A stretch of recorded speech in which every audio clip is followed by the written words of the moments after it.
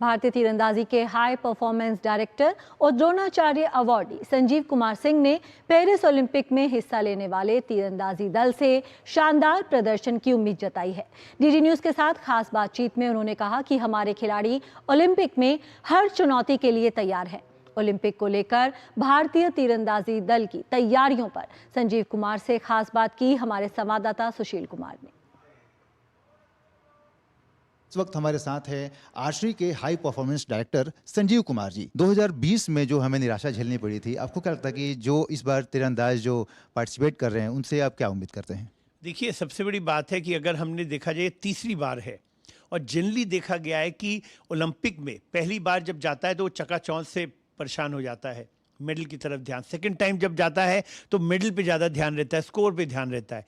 लेकिन जब तीसरी बार जाता है तो कोशिश ये हम लोग की रहती है कि भाई हम इस समय ध्यान मेडल पे नहीं रहे, स्कोरिंग पे नहीं रहे, बट हमारा ध्यान परफॉर्मेंस पे रहे, अपने प्रोसेस पे रहे। इस बार हम पूरी तरह से तैयार हैं। और क्यों तैयार हैं? 5 वजह हैं। पहला वजह होता है इंफ्रास्ट्रक्चर। अगर किसी भी विश्व को देखेंगे, अगर वर्ल्ड क्लास इंफ्रास्ट्रक्चर बनाना सबसे इंपॉर्टेंट है। National centre of excellence Sonipat पे हमने एक वर्ल्ड क्लास इंफ्रास्ट्रक्चर क्रिएट किया जहाँ पे इनकी ट्रेनिंग हुई। दूसरी बात है कि स्पोर्ट्स साइंस का, स्पोर्ट्स साइंस में चाहे वीडियो एनालिसिस हो, डार्टफिश हो, मेंटिस हो, ये सभी का हम लोग ने यूज़ किया अपने आर्चर्स के लिए। और साथ ही साथ हमने फॉरेन एक्सपर्ट्स बुलाए।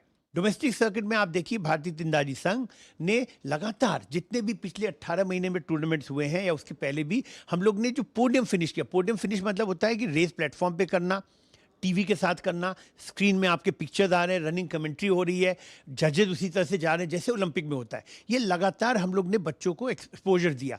मानसिक रूप से पूरी तैयार है, शारीरिक रूप से हम तैयार हैं। तो इस तरह से हम कह सकते हैं कि पहली बार भारतीय टीम जो जा रही है ओलंपिक के लिए, वो परफॉर्मेंस के लिए जा रही है। इस बार सर हम देख रहे हैं कि 3 पुरुष और 3 महिला, और उसमें भी जो कॉम्बिनेशन है, पुराने खिलाड़ी हैं जो अनुभवी हैं, जिन्होंने 3 बार ओलंपिक खेला है, और कुछ नए खिलाड़ियों की डेब्यू कर रहे हैं। इस कॉम्बिनेशन को आप किस तरीके से देखते हैं? सबसे बड़ी बात देखिए, खासियत इस बार इस टीम की है ना, 6 के 6 आर्चर्स ने पिछले 18 महीने में लगातार पदक जीता है।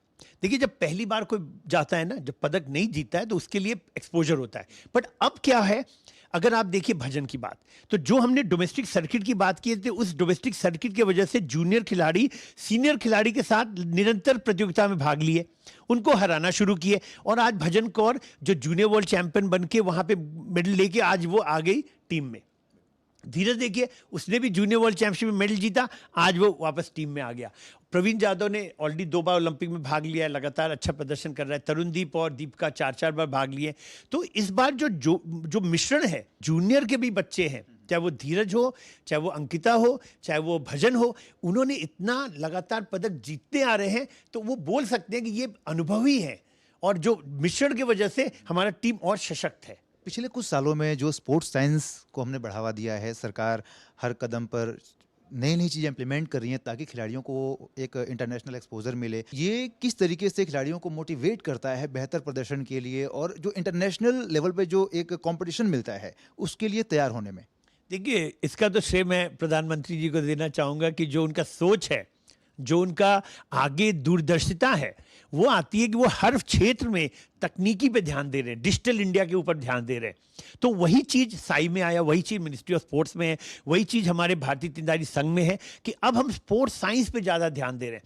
जो फोर्स है, जो बायोमैकेनिक्स है, उसके वजह से वीडियो एनालिसिस, डार्टफिश, मेंटिस की वजह से हम ये सब देख पाते हैं। धीरज बोमादेवरा का जो है प्रदर्शन हमने देखा पिछले कई जो है टूर्नामेंट में बेहतरीन रहा।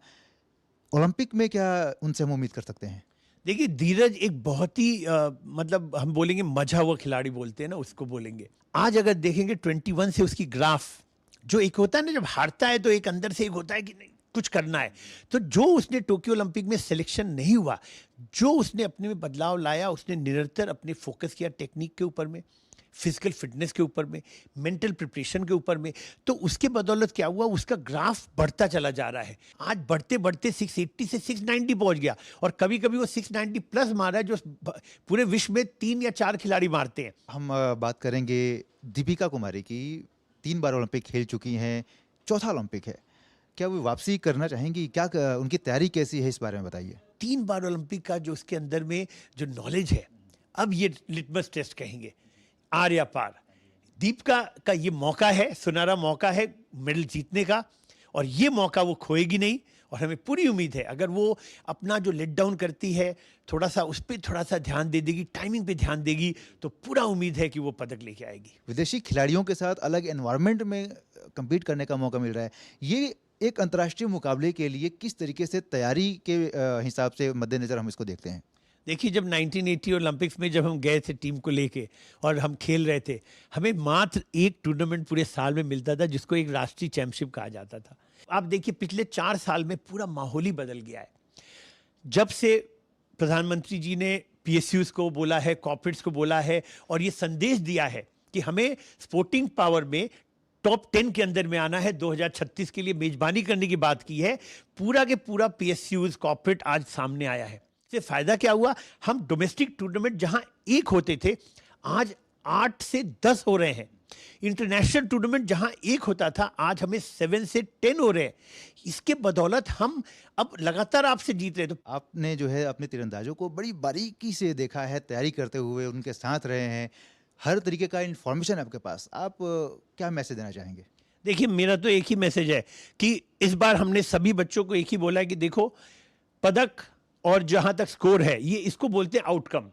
ये आउटकम है। हम अच्छा करेंगे तो वहां रिजल्ट 10 में होगा, हम अच्छा यहां नहीं करेंगे वहां 10 नहीं लगेगा। तो पदक और हमें उससे बिल्कुल दूर रहना है। हमें सिर्फ ध्यान रखना है अपने प्रोसेस के ऊपर में, और अगर तुम 100% से ऊपर अपने प्रोसेस पे ध्यान रखोगे तो ये बिल्कुल दूर नहीं है कि हम 1 से 3 पदक भी हो सकता है, कुछ भी कह सकते हैं, कुछ भी हो सकता है इस बार। ये थे संजीव कुमार जी, जिनका साफ तौर पर कहना है कि भारतीय तीरंदाज ओलंपिक में प्रदर्शन के लिए पूरी तरीके से तैयार हैं, और वो दिन दूर नहीं जब हमारे तीरंदाज विदेशी धरती पर पेरिस में तिरंगा लहराकर स्वदेश लौटेंगे। Sushil Kumar, DD news.